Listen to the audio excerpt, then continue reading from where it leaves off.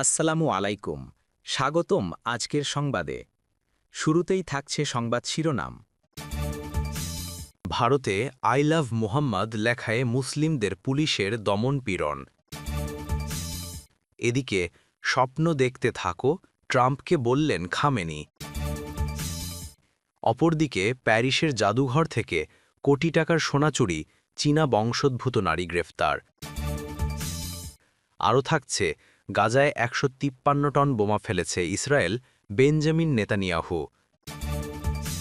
এবং সবশেষে থাকছে কানাডায় এলে নেতানিয়াহুকে গ্রেপ্তার করা হবে মার্ক কার্নি। শুনছিলেন শিরোনাম, এখন বিস্তারিত। প্রথমেই আমার চ্যানেলটি সাবস্ক্রাইব করুন, যাতে সবার আগে সর্বশেষ সংবাদ আপনার কাছে পৌঁছায়। সংবাদটি আপনি কোথা থেকে শুনছেন জানিয়ে দিন কমেন্টে। ভারতে আই লাভ মুহাম্মদ লেখায় মুসলিমদের পুলিশের দমনপীড়ন। ভারতের উত্তরপ্রদেশের শিল্পনগরী কানপুরে গত ৪ সেপ্টেম্বর সন্ধ্যায় একটি মুসলিম অধ্যুষিত এলাকায় আই লাভ মুহাম্মদ অর্থাৎ আমি মহানবী হরজত মোহাম্মদকে ভালোবাসি লেখা আলোকসজ্জিত একটি সাইনবোর্ড টাঙানো হয়। সাইনবোর্ডে লাল রঙের একটি হার্ট চিহ্নও আঁকা ছিল।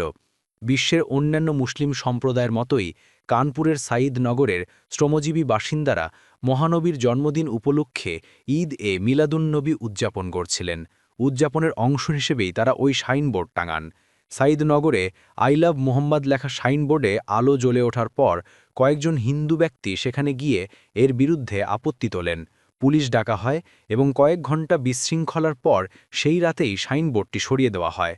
এই ঘটনাকে কেন্দ্র করে ধর্মীয় গোষ্ঠীগুলোর মধ্যে বিভাজন সৃষ্টি এবং উদ্দেশ্যপ্রণোদিতভাবে ধর্মীয় অনুভূতিতে আঘাত হানার অভিযোগে সাঈদনগরের ৯ জন মুসলিম পুরুষ ও অজ্ঞাত পরিচয় ১৫ ব্যক্তির বিরুদ্ধে মামলা করা হয়। মামলায় এ পর্যন্ত কেউ গ্রেপ্তার হননি।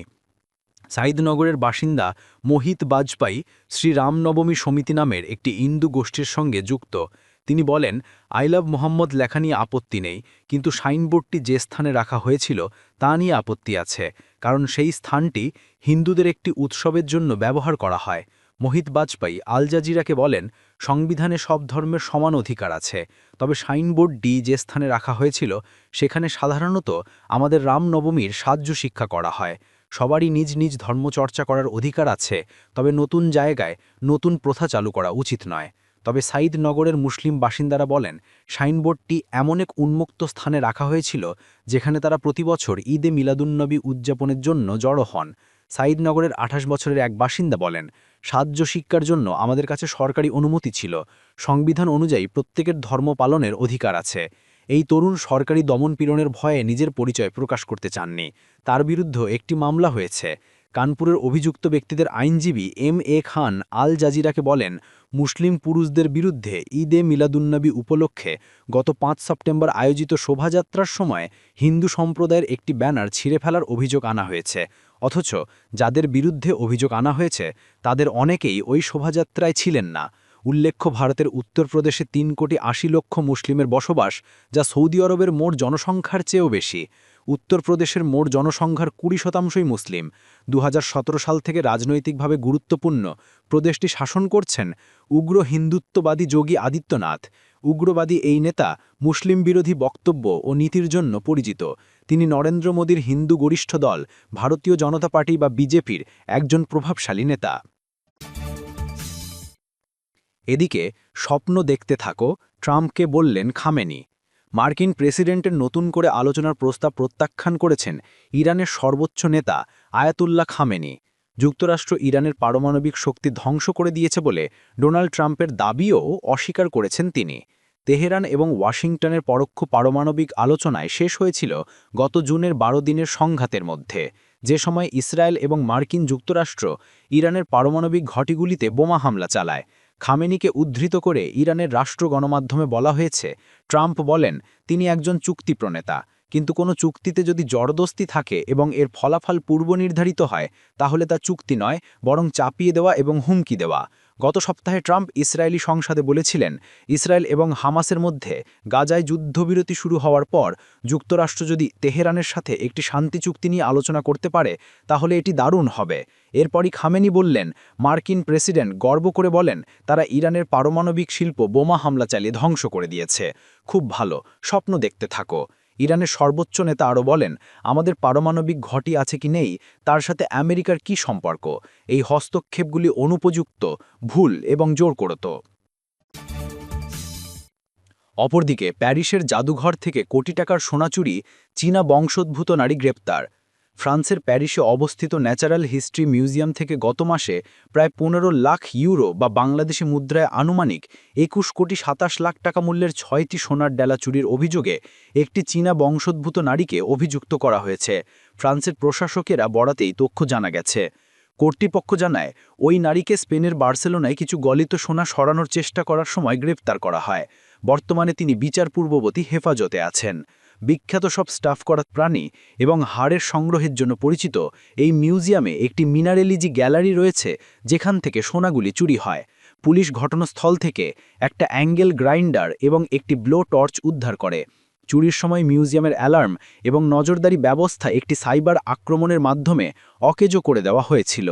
ফ্রান্সের গণমাধ্যমের প্রতিবেদনে বলা হয়, চোরেরা আগে থেকেই এই সুরক্ষা দুর্বলতা সম্পর্কে অবহিত ছিল। মিউজিয়ামের একজন মুখপাত্র ফরাসি পত্রিকা লে ফিগারোকে বলেন, চোরেরা যারা স্পষ্টতই খুব অভিজ্ঞ এবং সুঅবহিত, তারা একটি সুরক্ষা ত্রুটির সুযোগ নিয়েছে, যা ২০২৪ সালে পরিচালিত সর্বশেষ নিরীক্ষার সময়ও ধরা পড়েনি।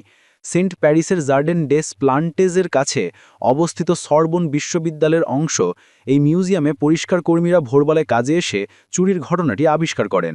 কর্তৃপক্ষ একটি বিবৃতিতে জানায়, ৩০শে সেপ্টেম্বর স্পেনের পুলিশ ইউরোপীয় গ্রেফতারি পরোয়ানার ভিত্তিতে সন্দেহভাজন নারীকে আটক করে এবং একই দিন তাকে ফরাসি কর্তৃপক্ষের কাছে হস্তান্তর করে।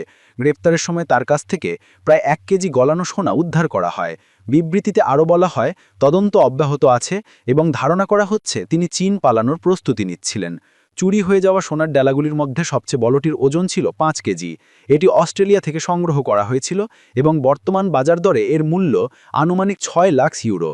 মিউজিয়ামের পরিচালক এমানুয়েল শুলিয়স ফরাসি প্রচারকদের বলেন, আমরা একটি অত্যন্ত পেশাগত দলের মুখোমুখি, যারা পুরোপুরি অবগত ছিলেন তাদের কোথায় যেতে হবে এবং তাদের কাছে পেশাগত যন্ত্রপাতি ছিল। গত মাসে ফ্রান্স টু ভিউরমান্সকে বলেন, তারা যে এই নির্দিষ্ট জিনিসগুলোর জন্য গেছে তা মোটেও আকস্মিক নয়। এদিকে রবিবার বিখ্যাত লুভার মিউজিয়ামে একটি পৃথক দুঃসাহসিক অভিযানে চোরেরা মূল্যবান ফরাসি রাজকীয় জহণ্ডগুলি চুরি করে নেয়। পুলিশ বলেছে তারা ৮টি মূল্যবান জিনিস চুরি করে স্কুটারে পালিয়ে যায়।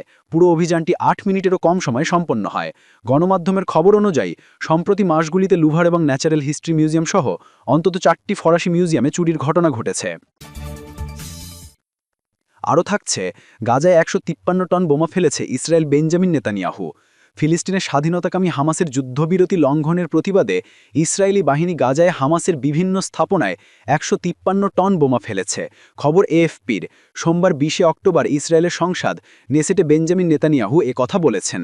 নেসেটের সদস্যদের উদ্দেশ্যে নেতানিয়াহু বলেছেন, আমাদের এক হাতে অস্ত্র আছে, অন্য হাত শান্তির জন্য প্রসারিত। তিনি হামাসকে উদ্দেশ্য করে বলেছেন, আপনারা দুর্বলের সাথে শান্তি স্থাপন করুন, শক্তিশালীর সাথে নয়। আজকের ইসরায়েল আগের চেয়েও বেশি শক্তিশালী। ইসরায়েল রবিবার বলেছে, হামাসের হামলায় তাদের ২ সৈন্য নিহত হওয়ার পর তারা গাজায় হামাসের স্থাপনায় বিমান হামলা শুরু করেছে। হামাস এই হামলার বিষয়ে কিছু মন্তব্য করেনি। এবং সবশেষে থাকছে, কানাডায় এলে নেতানিয়াহুকে গ্রেপ্তার করা হবে মার্ক কার্নি।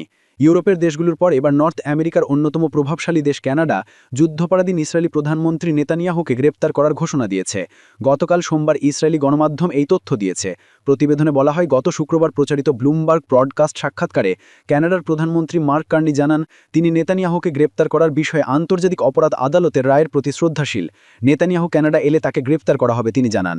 এতে আরও বলা হয়, নেতানিয়াহুকে গ্রেপ্তার করা হবে কিনা কার্নিকে এমন প্রশ্ন করা হলে জবাবে তিনি বলেন হ্যাঁ, তবে এই বিষয়ে তিনি বিস্তারিত কিছু জানাননি। কার্নি আরও বলেন, ফিলিস্তিনকে স্বাধীন রাষ্ট্র হিসেবে স্বীকৃতি দেওয়াটা তার প্রধান অগ্রাধিকার ছিল, কিন্তু এটাই শেষ নয়। ইসরায়েলের পাশে শান্তি ও নিরাপত্তা নিয়ে স্বাধীনভাবে ফিলিস্তিন রাষ্ট্র থাকবে। ১৯৪৭ সাল থেকে কানাডা ২ রাষ্ট্র সমাধানের নীতি মেনে চলে উল্লেখ করে কানাডার প্রধানমন্ত্রী আরও বলেন, ফিলিস্তিনকে এখন স্বীকৃতি দেওয়ার কারণ নেতানিয়াহুর গরমান জাতিসংঘের নীতি লঙ্ঘন করে ফিলিস্তিন রাষ্ট্র সম্ভাবনা নস্যাৎ করতে চাইছে।